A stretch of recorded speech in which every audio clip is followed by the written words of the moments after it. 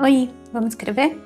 Hoje eu quero falar sobre esse livrinho aqui e sobre anotações casuais em diário, a partir de um trecho desse livro. Nós vamos escrever juntos e no fim do vídeo eu gostaria de compartilhar alguns desenhos em aquarela que eu fiz nessas últimas semanas, porque faz tempo que eu não me gravo desenhando, então eu quero compartilhar no final, porque eu ainda tenho praticado pelo menos uma vez por semana. Viagem in Itália, ou Viagens na Itália, é uma coleção de 3 histórias do Truman Capote. Eu vou dizer Capote mesmo, tá? Portuguesado.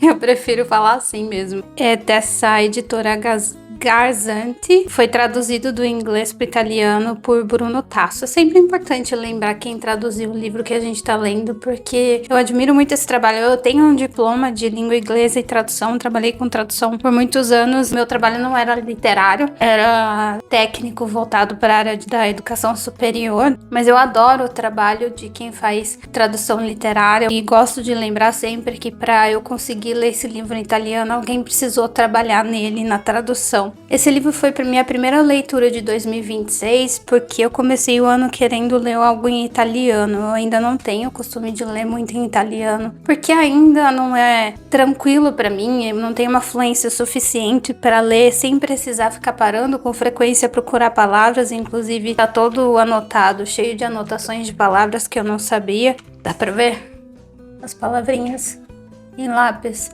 porque eu quero entender, então eu não consigo deixar passar palavras e frases que eu não entendo ainda, porque eu acho que atrapalha minha compreensão no livro, e por causa disso acaba virando uma leitura truncada e lenta. Não é o meu momento de descansar a cabeça, como é em português ou em inglês para mim. Ler em italiano ainda é quase estudar. Mesmo assim, eu sei o quanto ajuda, né? Eu sei o quanto ajuda a aprender. Eu tenho tentado incluir uma outra leitura em italiano. Por enquanto, essa foi a única do ano. Eu achei que seria interessante ler histórias que se passam na Itália, e de fato foi. E um trecho específico desse livro, que é sobre ele que eu gostaria de falar nesse vídeo, pra gente continuar o assunto escrita em diário, é esse trecho aqui. Eu vou ler a tradução para o português. Ao reler um diário, geralmente são as anotações menos ambiciosas, as observações casuais e incidentais que, ao serem revistas, abrem um sulco profundo na memória.